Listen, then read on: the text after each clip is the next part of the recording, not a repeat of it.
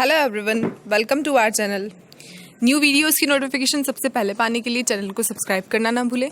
हमारी dictation start होगी 5 second बाद। 5 4 3 2 1 स्टार्ट।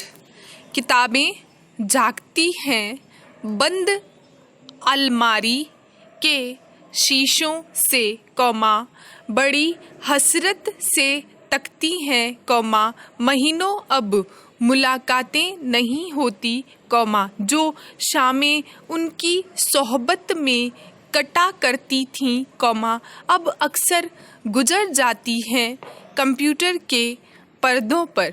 स्टॉप। गुलजार साहब की ये कविता किताबों के उस दौर की याद दिलाती हैं जब किताबें जीवन का अभिन्न अंग हुआ करती थी। स्टॉप। संयुक्त राष्ट्र शैक्षिक कौमा वैज्ञानिक और सांस्कृतिक संगठन के द्वारा पढ़ने कौमा प्रकाशन और कॉपीराइट को बढ़ावा देने के लिए प्रतिवर्ष 23 अप्रैल को विश्व पुस्तक दिवस आयोजित किया जाता है। स्टॉप। ज्ञातव्य है कि 23 अप्रैल 1564 को शेक्सपियर का निधन हुआ था। स्टॉप। शेक्सपियर एक ऐसे लेखक थे जिनकी कृतियों का अनुवाद विश्व की समस्त भाषाओं में हुआ है। स्टॉप। इन्होंने अपने जीवन काल में करीब 35 नाटक और 200 से अधिक कविताएं लिखी। स्टॉप। साहित्य जगत में शेक्सपियर को जो स्थान प्राप्त है उसी को देखते हुए यूनेस्को ने 1995 और भारत सरकार ने 2001 में 23 अप्रैल के दिन विश्व पुस्तक दिवस के रूप में मनाने की घोषणा की है। पैराग्राफ। बदलते युग में तकनीक की घुसपैठ के कारण किताबों के पठन में भारी गिरावट देखने को मिली है। स्टॉप। अधिकतर युवा अब फेसबुक, व्हाट्सएप तथा इंटरनेट पर अपना समय गुजारना पसंद करती हैं। स्टॉप। किताबें अब केवल ड्राइंग रूम में सजावट का सामान बनकर रह गई हैं। स्टॉप। किताबों के प्रति तेज गति से हो रहा मोह भंग चिंताजनक है। स्टॉप।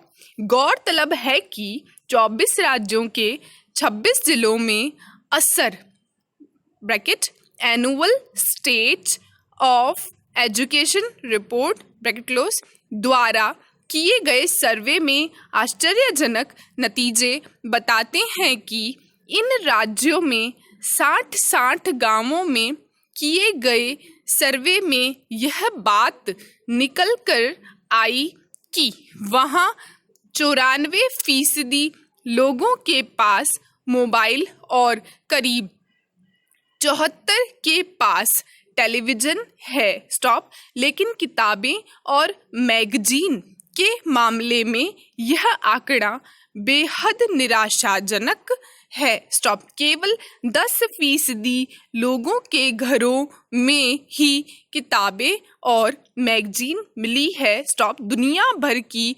285 यूनिवर्सिटी में ब्रिटेन और इटली की यूनिवर्सिटी ने संयुक्त अध्ययन में यह निष्कर्ष निकाला है कि जो छात्र डिजिटल तकनीक का अधिकतम उपयोग करते हैं, वे पढ़ाई के साथ पूरी तरह नहीं जुड़ पाते और फिसड्डी साबित होते हैं। स्टॉप। ज़्यादा इंटरनेट के इस्तेमाल से उन्हें अपेक्षित परिणाम नहीं मिलता और उनमें अकेलेपन की भावना घर कर जाती है। स्टॉप।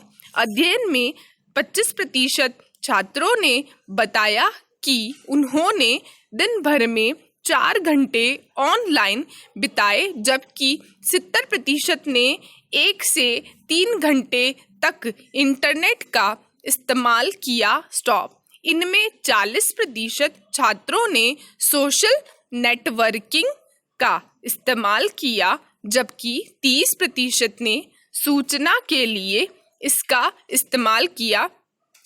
स्टॉप। इंटरनेट की लत से कई तरह की क्षमता प्रभावित होती है। स्टॉप। जैसे उत्तेजना नियंत्रण, भविष्य की योजना और शैक्षिक वातावरण में बेहतर तालमेल नहीं बना पाना आदि। स्टॉप। इसलिए इंटरनेट की लत से प्रभावित छात्रों को पढ़ाई में ज़्यादा मुश्किल नज़र आई, जबकि ऐसे छात्र जो इंटरनेट से दूर रहे वे ज़्यादा सफल रहे। पैराग्राफ। निस्संदेह किताबों को लेकर यह हताशा का माहौल हमारे पिछड़ जाने का संकेत है। स्टॉप। किताबों से दिनों दिन बढ़ती दूरी हमें नैतिक पतन, भौतिकवाद एवं आत्ममुग्ध आधुनिकता से ग्रस्त कर रही है। स्टॉप। सामाजिक, राजनीतिक, आर्थिक एवं साहित्यिक जैसे तमाम क्षेत्रों का ज्ञान हमें किताबों से ही मिलता है। स्टॉप। किताबें अमर है और जो हमारे व्यक्तित्व का निर्माण कर हमें जीवन जीने की कला सिखाती है। स्टॉप। यही नहीं, किताबें एक पीढ़ी से दूसरी पीढ़ी में ज्ञान हस्तांतरित करने का सशक्त माध्यम भी है। स्टॉप। किताबों से बुद्धि का विकास का होता है तथा हम महान लोगों से चिर परिचित होकर उनके पद चिन्हों पर चलने की प्रेरणा लेते हैं। स्टॉप। दरअसल किताबें सोच बनाने व बदलने का मादा रखती है। स्टॉप। किताबें हमें अतीत, वर्तमान और भविष्य तीनों काल की जानकारी देती हैं। स्टॉप। किताबें मनुष्य की सच्ची मित्र है जो प्रत्येक परिस्थिति में बखूबी साथ निभाती है। स्टॉप। एक अच्छी किताब हमें सफलता के शिखर तक पहुंचा सकती है। स्टॉप। अतः आवश्यक है कि हम किताबों के पठन की परंपरा को बरकरार रखें। स्टॉप। मोबाइल, टीवी और कंप्यूटर पर समय व्यतीत करने के बजाय उसका उपयोग किताबों से ज्ञान अर्जित करने में करें। स्टॉप। इस बात से भी इनकार नहीं किया जा सकता है कि आज के दौर में किताबों की कीमत में काफ़ी वृद्धि हुई है। स्टॉप। अब किताबें रियायती दरों पर मिलनी मुश्किल है। स्टॉप। बढ़ती महंगाई से किताबों का सुनहरा संसार भी अछूता नहीं है। स्टॉप। तो ये था हमारा आज का डिक्टेशन। अगर वीडियो पसंद आए तो प्लीज़ लाइक, शेयर, सब्सक्राइब करना ना भूलें। Thanks for watching.